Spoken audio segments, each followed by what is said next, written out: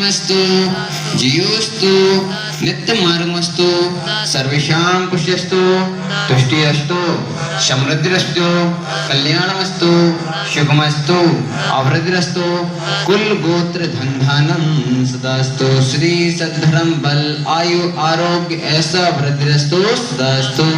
ओम ह्रीं अरहं नमो संपूर्ण कल्याण मंगल रूप मुक्तिशान भवतु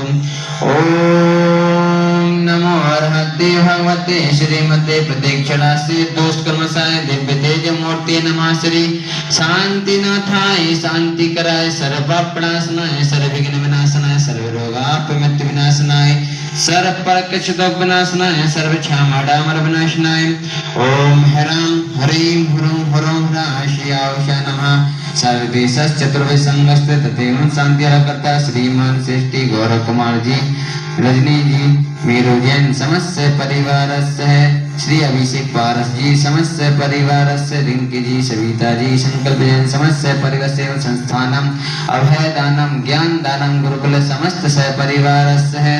सर्व शांतिम कुरु कुरु तुष्टिम कुरु कुरु